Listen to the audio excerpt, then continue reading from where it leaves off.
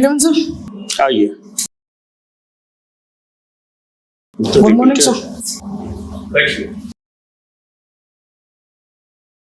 Thank you sir. Narendra Kumar. Yes sir. अरे ये आजकल क्लाइमेट कंट्रोल की बहुत चर्चा होती है, ये क्या इसका विषय वस्तु है, क्यों इसकी इतनी चर्चा होती है? क्लाइमेट चेंज हो रहा है, क्लाइमेट चेंज हो जाए, क्या है ये सर? जी सर, वर्तमान परिदृश्य में सर जो वैश्विक तापमान है सर, वो सर लगातार बढ़ता ही जा रहा है सर। इसको नियंत्रित करने के लिए सर जलवायु परिवर्तन का कॉन्सेप्ट लाया गया सर। जैसे सर वर्तमान में सर 15 डिग्री सेल्सियस वैश्विक तापमान है सर, जो लगातार सर उसको एक स्थिर रखना है सर। आगे का जो शेड्यूल है सर आगामी वर्षों के लिए, तो इसी को रोकने के लिए सर जलवायु परिवर्तन का कॉन्सेप्ट लाया गया सर। इसके लिए सर कई सारे जो इंटरनेशनल लेवल का संस्था है सर कार्य करती है सर। तो ये क्या इसके लिए हाल में जगह कहीं हुआ, क्योटो प्रोटोकॉल एक हुआ है, क्या ये सब क्या हुआ, इसके बारे में बताइए। क्योटो प्रोटोकॉल नाम सुना होगा आपने? ये सर ये क्या है बताइए सर। क्योटो प्रोटोकॉल जो है सर जलवायु परिवर्तन को रोकने के लिए सर जापान का एक शहर है सर क्योटो, वहाँ सर एक समझौता किया गया था, जिसमें सभी वैश्व दुनिया के जो देश हैं सर उनको जिम्मेवारी दिया गया था कि जो अपना कार्बन उत्सर्जन है उनको एक नियंत्रित के रूप में रखें। अभी जैसे कोई भी प्रोजेक्ट लगते हैं तो उसको इन्वायरमेंटल असेसमेंट के EIA नाम आपने सुना होगा, ये क्या होता है, ये क्यों किया जाता है? सर कोई भी जब उद्योग लगाते हैं सर उसमें पर्यावरण को जितना क्षति या नुकसान होता है सर उसके लिए सर EIA प्रमाण पत्र दिया जाता है सर, ताकि उनका भरपाई किया जा सके सर। जैसे कोई प्रोजेक्ट लग रहा है सर, जैसे मेट्रो का प्रोजेक्ट ही पटना में चल रहा है सर, तो कई सारे पेड़ काटे जा रहे हैं, तो उनको सर उनके एक विकल्प के रूप में सर अलग कहीं पेड़ लगाया जाएगा ताकि कार्बन को एब्जॉर्ब किया जाए। एक मैं अपने दिल की बात को, मुझे लगता है जितना environmental protection, pollution control, climate control केवल एकेडमिशियन ने अपने लिए बनाया है। वो एक से वो हर कोने में जाके कॉन्फ्रेंस करते हैं, टूर करते हैं, NGO जिसमें सरकार से ग्रांट लेते हैं। एक्चुअली ये तो करोड़ों वर्ष से दुनिया चली आ रही है, सब तो चलता रहता है, तो इसका कोई महत्व नहीं है मेरे ख्याल से। आप बताइए, कोई जरूरत है इन सब कंट्रोल करने की? नहीं सर, मैं आपकी बातों से बिल्कुल सहमत नहीं हूँ। बिल्कुल सर जरूरत है। क्यों सहमत नहीं है? इस कारण सर कि जो वर्तमान में सर जो वैश्विक जो हर इंडस्ट्री में सर बहुत सारा प्रदूषण बढ़ रहा है सर, जिसमें सर बहुत सारे खतरनाक बीमारियां भी होती है सर, तो उनको जिससे मनुष्य का मृत्यु वगैरह भी हो जाता है सर। लगभग इसका डेटा है सर कि 12 लाख लोग सिर्फ वायु प्रदूषण के कारण मर जाते हैं सर। तो इसको कंट्रोल करने के लिए सर बहुत ही आवश्यक है सर। एक कार्बन क्रेडिट इसी संबंध में हम सुनते हैं, वो क्या होता है? सर कार्बन को जो अवशोषण, जितना हम उत्सर्जन करते हैं और उसको जितना अवशोषण करते हैं, तो अवशोषण ज्यादा होता है, उसको कार्बन क्रेडिट प्लस कहते हैं। अभी वर्तमान में सर भूटान एक देश है जो कार्बन क्रेडिट पॉजिटिव देश है सर। तो उससे क्या फायदा होता है? कोई इंडस्ट्री कार्बन क्रेडिट मिलता है तो क्या फायदा? कार्बन क्रेडिट मिलने से सर उसे ये पता चलता है कि सर कि ई उद्योग का कार्बन उत्सर्जन कम है, और सर उनके अलावा सर उद्योग में सर पर्यावरणीय जो क्षति होता है सर उसको रोका जाता है सर, उसका विकल्प के रूप में देखा जाता है सर। सत्य जी, थैंक यू सर। ये बताइए कि ग्लोबल कॉमन्स क्या होता है?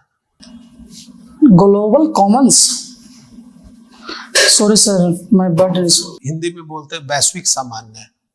वैश्विक सामान्य सुना है इस शब्द का? नहीं सर, सॉरी सर।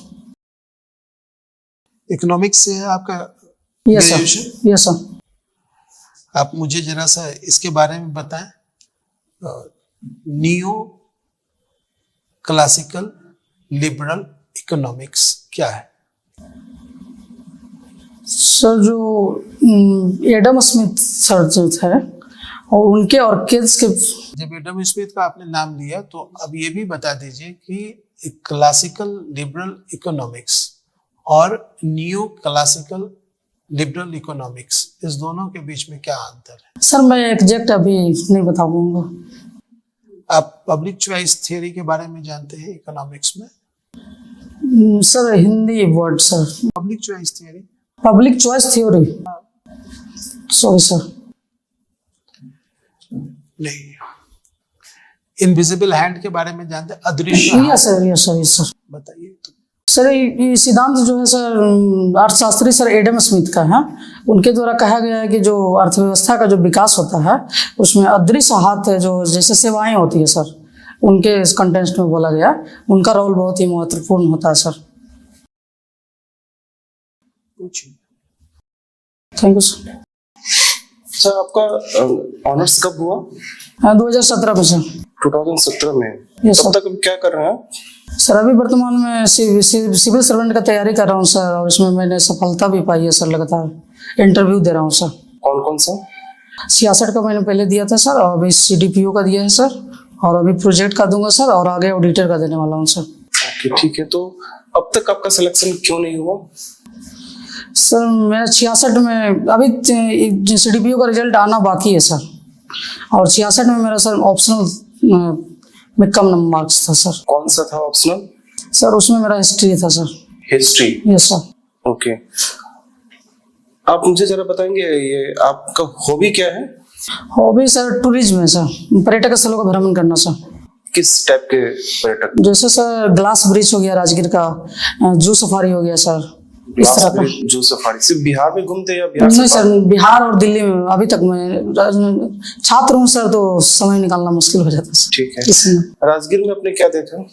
राजगीर में सर जो पर्यटन का जो स्कोप है सर, उसको मैंने देखा कि बहुत सारा स्कोप है सर। जो विदेशी लोग आते हैं सर, हाँ। तो उनको और बढ़ाया जा सकता है मेरे संदर्भ से सर। जो ग्लास ब्रिज प्रोजेक्ट है, जी सर। इसमें टिकट सिस्टम रखा गया है। Yes sir. तो क्या लगता है आपका ओपिनियन, टिकट सिस्टम सही है या गलत है? बिल्कुल सही है सर, क्योंकि सर कोई भी प्रोजेक्ट को लगाने के लिए सरकार एक बहुत बड़ी राशि खर्च करती है, तो उनको सर मैनेज करने के लिए सर टिकट सिस्टम को अनिवार्य होना चाहिए सर। ठीक है। कोई प्रोजेक्ट बना होगा या बन रहा होगा, जी सर, तो लैंड एक्विजिशन चाहिए, भूमि अधिग्रहण यस चाहिए। सर। ये क्या है? सर भूमि अधिग्रहण आमतौर पर सरकार के नियंत्रण में होता है। इसका सर संविधान को जो भाग है सर, इसका 9 में इसको जोड़ा गया है सर, अनुसूची 9 में सर। अनुसूची 9? जी सर, भूमि अधिग्रहण को, जिसमें सर पहले होता था कि भूमि अधिग्रहण करने में सर जो कंपनियां होती थी उनको बहुत सारा परेशानियों का सामना करना पड़ता था। जो अभी इसका वर्तमान में बिहार सरकार के द्वारा बिहार में भूमि अधिग्रहण का काम किया जाता है सर। ठीक है। आपको बहुत समस्याएं आएंगी कॉन्ट्रैक्टर के साथ, क्योंकि जो प्रोजेक्ट होगा वो प्रोजेक्ट तो आप देखेंगे, लेकिन जो काम करते हैं वो तो टेंडर के थ्रू निकलता है काम। तो आपका कॉन्ट्रैक्टर के साथ जो डीलिंग होगा वो बहुत ही खराब रहेगा। तो कैसे इसको आप मैनेज करेंगे? किस लेवल में सर खराब रह सकता है? ये तो आप समझेंगे किस लेवल से खराब होगा। नहीं सर, हमें ऐसा नहीं लगता कि कॉन्ट्रैक्टर में, क्योंकि सर जो भी सरकार का टेंडर निकालती है सर, सबसे न्यूनतम वाले को ही, जो सबसे न्यूनतम मनी के रूप में जो कार्य करता है उसी को दिया जाता है सर। कि आप कुछ और चाहेंगे और वो कुछ और चाहेगा, फिर तो सर दोनों में वो जो विवाद होता है सर, तो बैठ के सोल्व, इसको बातचीत से सोल्व कर सकते हैं सर। ठीक है।